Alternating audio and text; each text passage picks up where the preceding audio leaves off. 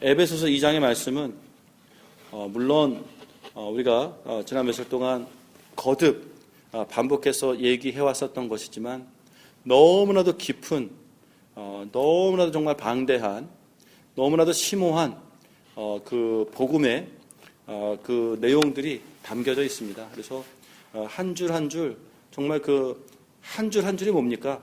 거기에 그 한 단어 한 단어마다 정말 우리가 묵상해야 될 그 내용들이, 우리가 공부해야 될 내용들이 얼마나 많이 정말 담겨져 있는지 모릅니다. 그러나 한편으로는 그런 세밀한 부분들을 보는 것도 중요하지만 또 오늘 같은 기회를 통해서 그냥 이 전체적인 장을 통해서 그려지는 큰 그림은 무엇인가를 생각해 보는 것도 참 유익하지 않을까 싶습니다. 그래서 오늘 같은 기회를 통해서 에베소서 2장 전체에서 지금 흐르고 있는 전체적인 흐름에 대한 맥을 한번 잡아봤으면 좋겠습니다. 우리가 에베소서 1장을 통해서 하나님께서 이 땅을 향한 하나님의 놀라운 계획이 어떠했는지를 우리들에게 말씀해 주셨습니다. 일단 하나로 말해라. 하나님의 이 땅을 향한 계획을 한마디로 요약해서 말해라 라고 한다면 이 땅의 모든 것들을 그리스도 예수 앞에 통일되게 하려는 것, 바로 그것입니다. 이 땅의 모든 것들을, 이 땅 아래, 이 땅 위에, 이 땅의 것들, 이 땅 이상의 것들, 하여튼 그 모든 것들을 그리스도 예수의 발 앞에 무릎 꿇게 하는 것, 그리스도 예수 앞에 통일되게 하는 것, 그것이 하나님의 이 땅을 향한 가장 큰 대표적인 계획이 됩니다. 그리고 바로 그 계획의 성취를 어떻게 이루어 가셨습니까? 그 계획의 성취를 하나님께서는 우리 개개인들을 태초 전부터 택하사 우리를 결국은 그리스도 예수 안에 속하게 하시려고 하셨고 계획하셨고 우리를 그리스도 예수 안에 속하게 하시며 결국 우리의 삶을 통하여 하나님께 그분께 정말 찬송과 영광이 되게 하려는 것, 바로 이것이 하나님께서 예수 그리스도 앞에 모든 만물을 무릎 꿇게 하는 그것을 이루어 가시는 하나님의 방법임을 알게 됩니다. 우리를 왜 택하셨습니까? 우리들 또한 그리스도 예수 안에 통일되게 하는 것, 그분께 무릎 꿇게 하는 것, 그 방대한 계획 속에 우리를 포함시킨 것이고요. 그리스도 예수 앞에 통일되게 하는 것, 그것에 대한 실질적인 우리들의 해야 할 일이 무엇입니까? 그리스도 안에 속한 자로서는 정말 우리의 삶을 통하여, 우리의 입술을 통하여, 정말 우리의 마음의 고백을 통하여, 우리의 삶의 현장을 통하여 정말 그리스도 예수를 찬송하며 그분께 영광이 되는 것, 바로 이것이 하나님의 그 이 땅을 향한 그 방대한 계획의 실현이 되어지는 우리의 책임이며 우리의 의무며 우리를 향한 하나님의 계획이며 또 그것이 우리의 책임과 의무이면서도 그 책임과 의무를 우리가 다 해낼 수 있도록 나의 의지와 결심이 아닌 정말 성령님께서 하나님께 성령님을 부어주시고 우리에게 지혜와 계시의 영을 부어주시고 우리에게 능력을 부어주사 결국은 우리로 하여금 그런 일들이 정말 실질적으로 우리들 삶에서 이루어질 수 있도록 하나님께서 베풀어 주시는 그런 놀라운 그 모습들을 우리가 보았습니다. 모든 것이 분산되어서 개별적으로 이루어지는 일이 아니라 하나님의 크신 계획과 하나님의 크신 어떤 그 목표 속에서 우리가 포함이 되어서 결국 우리의 삶을 통해서도 그 목표가 이루어져 가는 것이 실현이 되어지는 바로 이런 일관성 있는 모습들을 우리는 에베소서 1장에서 보았다라는 것입니다. 그런데 에베소서 2장을 통해서는 우리가 무엇을 보게 됩니까?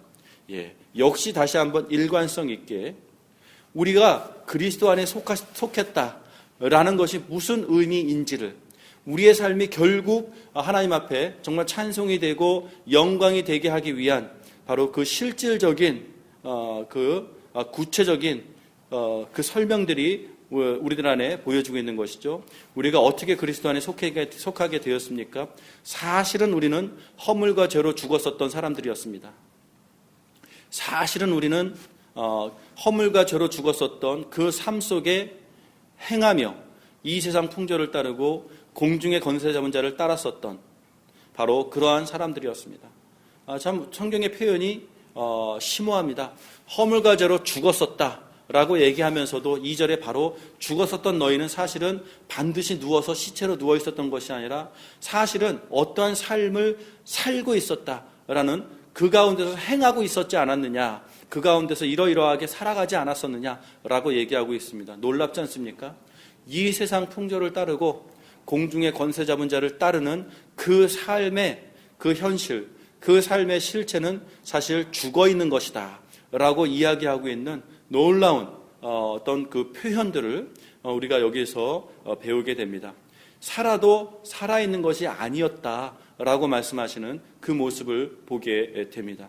그런데 1절에 그렇게 죽어 있었던 우리, 이렇게 2절을 통해서 세상의 풍조를 따르고 그 가운데서 행하며 공중의 권세 잡은 자를 따라 살았었던 그것이 바로 우리들에게 있어서는 죽음이었고 죽었었던 인생이었던 것이었지만 바로 그렇게 죽었었던 우리를 1절에 바로 너희를 살리셨도다라고 선포하고 있습니다. 그리스도 예수 안에 속하게 되는 것, 바로 그것은 이렇게 우리를 살려내신 그 하나님의 그 선물을 보게 됩니다. 그렇다면 바로 이해가 되죠. 우리를 살리셨다라는 것은 2절을 거꾸로 읽어내야 될 필요가 있다는 것입니다. 우리는 이제 더 이상 그 가운데서 공중의 권세 잡은 자 가운데서 행하지 않아도 되도록, 이 세상 풍조를 따르지 않아도 되도록 우리를 하나님께서는 살려내셨다라는 것입니다. 우리가 그리스도 예수 안에 속했다라는 것, 하나님께서 우리를 살리셨다라는 것, 그것에 대한 구체적인 설명이 3절에도 계속 나오죠. 그래서 죽었었던 바로 그때에는 우리도 다 그 가운데서 육체의 욕심을 따라 지내며 육체와 마음에 원하는 것을 하여 본질상 역시 다른 이들과 마찬가지로 진노의 자녀였다. 하지만 그랬었던 우리를 살리셨다. 어떻게 살리셨느냐? 4절에 긍휼이 풍성하신 하나님이 우리를 사랑하신 그 큰 사랑을 인하여 허물로 죽은 우리를 그리스도와 함께 살리셨다라고 선포해주고 있는 것입니다. 부연 설명을 해주고 있는 것이죠. 하나님께서 우리를 어떻게 살리셨습니까? 그냥 살리셨대? 아닙니다. 그냥 살리셨대가 아니라 그 살리심 속에서는 긍휼이 풍성하신, 정말 측량할 수 없는 그 하나님의 우리를 향해 불쌍히 여겨주시는 그 마음이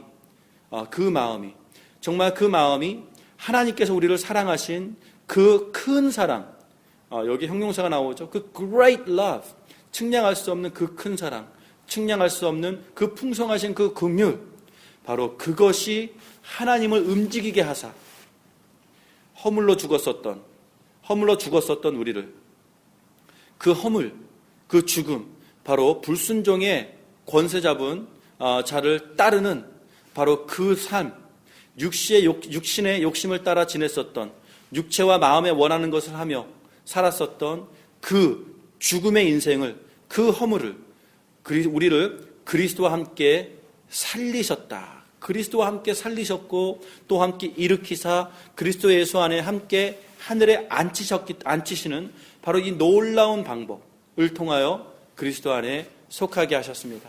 다시 한번 요약합니다. 어떻게 우리가 그리스도 안에 속하게 되었습니까?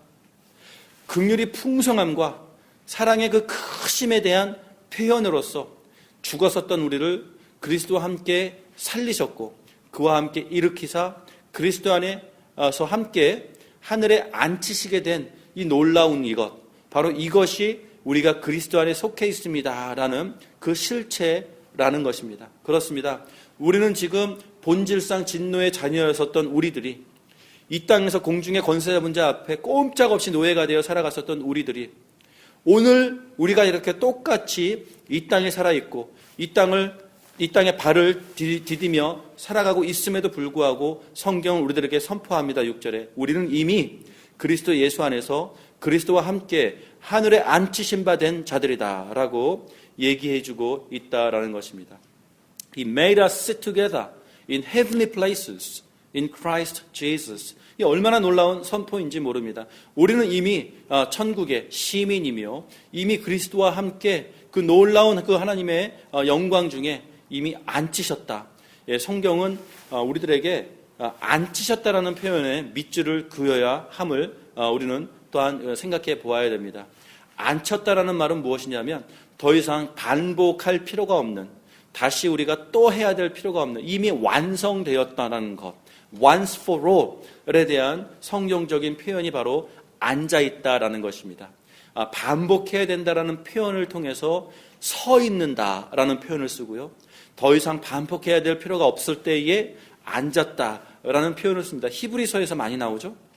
제사장들이 날마다 서서 반복해서 제사를 드리지만 그것이 우리의 죄를 씻지 못했는데 정말 제사장 되시는 그리스도께서 단번 그 몸을 제물로 제사를 지내사 하나님의 보좌 앞에 이제 앉으셨다라는 그 히브리서의 표현을 여러분들이 기억하실 것입니다. 이렇게 성경의 언어는 앉아있음이 얼마나 위대한 것인지, 얼마나 정말 완성을 시켜낸다라는 표현인지를 우리가 알아야 함을 우리는 다시 한번 여기서 짚어볼 수 있게 됩니다. 그러면서 7절서부터는 목적을 얘기해 주죠. 그 이유가 무엇인지, 우리가 그 하늘에 그리스도와 함께 앉아있다, 이제 우리가 더 이상 아무것도 해야 될 필요가 없다. 아닙니다. 아무것도 해야 될 필요가 없다라는 말은 어떤 면에서는 정확한 표현이 아닙니다. 이제는 해야 할 일이 오히려 생겼음을 우리는 여기서 발견하게 됩니다. 일은 이제는 완성되었기 때문에 그 풍성한 긍휼과 넘치는 그 큰 사랑을 입어서 우리는 이제 그리스도와 함께 하늘에 앉아있는 우리로서는 해야 될 일이 있는데, 7절서부터 그 이유, 그 목적은 그리스도 예수 안에서 우리에게 자비하심으로써 그 큰 은혜의 지극히 풍성함을, 그렇습니다, 오는 여러 세대에 나타내려 하심이라 라는 것. 우리를 통해서 그리스도를 안에서 우리를 통해서 그 하나님의 놀라운 그 풍성함, 은혜의 풍성함을 여러 제너레이션에, 여러 세대에 나타내게 하는 것, 여러 시대에 증명시키려고 하는 것, 바로 이것이 궁극적인 목적이다라는 것입니다. 이 말은 무엇입니까?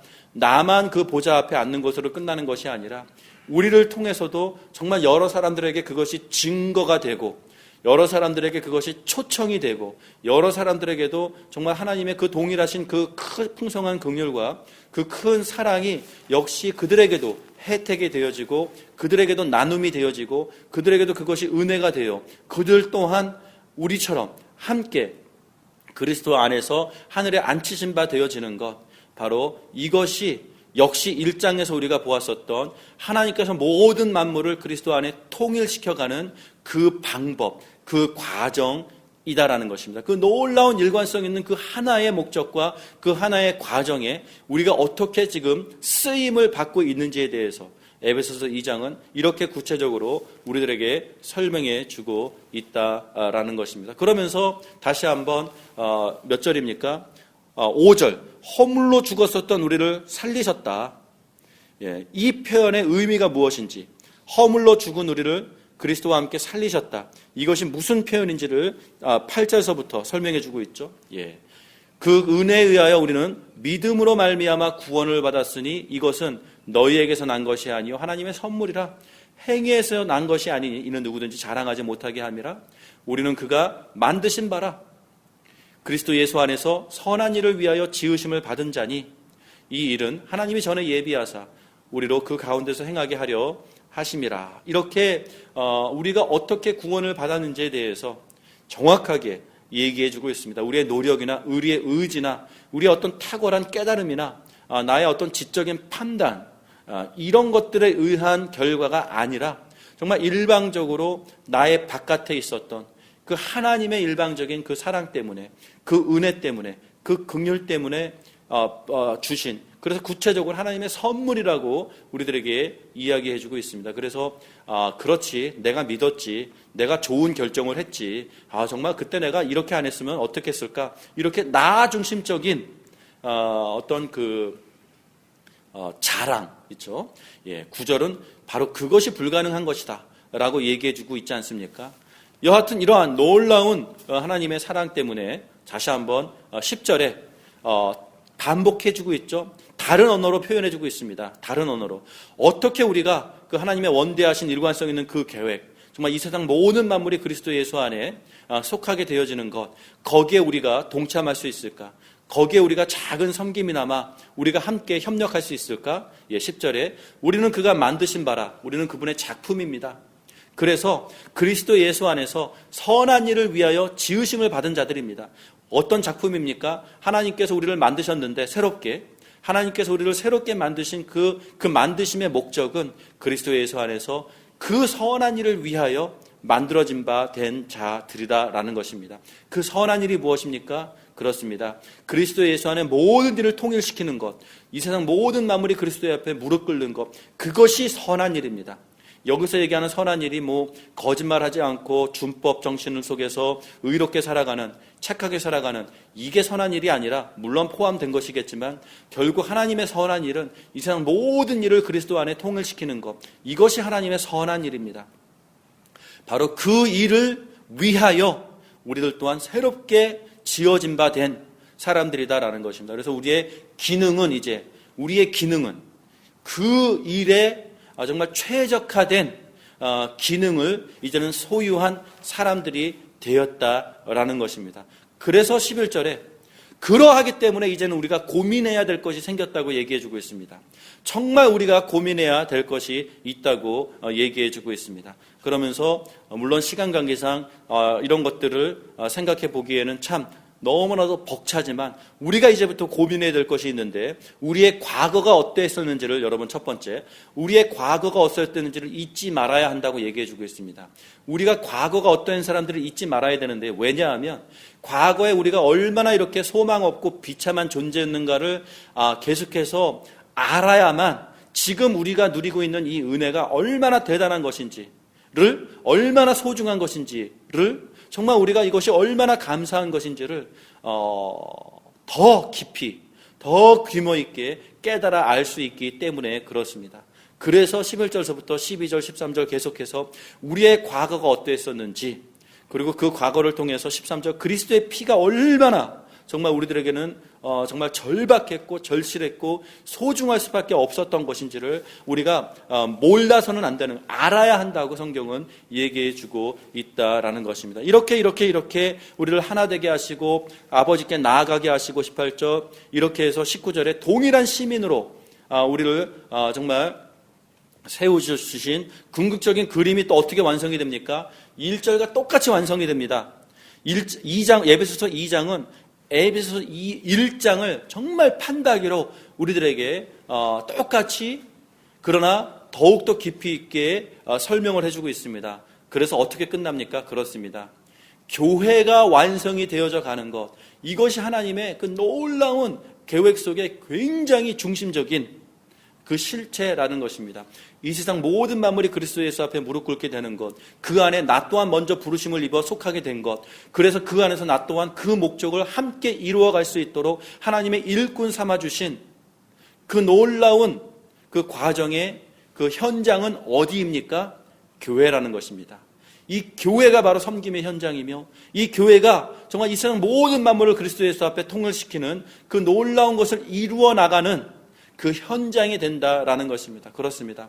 교회가 그러하기 때문에 소중하고, 교회가 그러하기 때문에 위대한 것입니다. 이 땅의 하나님의 교회들이 사람들의 연약함 때문에 정말 너무나도 아파하고 여러 가지 정말 부끄럽고 정말 아쉬운 모습들이 너무나도 많이 보여지는 현장이기도 하지만, 물론 그럼에도 불구하고 하나님께서는 이 교회를 통하여 그 하나님의 놀라운 일들을 이루어 나가신다라는 사실들을 우리들에게 다시 한번 이야기해주고 있다라는 것입니다. 그래서 우리가 이 교회를 더욱더 소중히 여겨야 하고, 우리의 부족한 교회임에도 불구하고 이것이 얼마나 하나님 앞에서 귀중한 것인지에 대해 우리는 다시 한번 고백해야 되며, 그래서 이 교회를 섬기는 것이 얼마나 하나님의 그 원대한 계획을 이루어가는 데에 얼마나 그 기능적으로도 그렇고 정말 전략적으로도 그렇고 이것이 얼마나 중요한 것인지를 우리가 깨달아 알 때에 우리는 그 하나님의 계획을 품은 자들로서 더욱더 이 교회를 소중하게 여길 것이며, 그 원대한 계획을 품은 자들로서 더욱더 충성되이 이 교회를 우리가 섬겨 나가게 될 것입니다. 이 새벽 예배의 시간에 너무나도 많은 것들을 이미 생각해 보았다고 생각합니다. 정말 기도할 것들이 너무 많죠. 우리는 이 교회를 위해서 기도해야 됩니다. 우리의 연약함이 하나님의 원대한 계획을 이루어 나가는 데에 방해가 되지 않게 하소서. 우리의 허물이 정말 그런 것을 지연시키는 그것을 초래하지 않게 하소서. 정말 우리가 하나님 앞에 이 교회를 위하여 기도할 수밖에 없고, 우리가 이 교회를 더욱더 사랑할 수밖에 없고, 무슨 일이 있어도 어쨌든 간에 정말 이 교회를 우리가 품어내야 할 하나님의 그 위대하신 그 부르심을 우리 마음속에 다시 한번 확인할 수 있는 놀라운 시간이 되기를 주님의 이름으로 축원합니다. 같이 기도하겠습니다.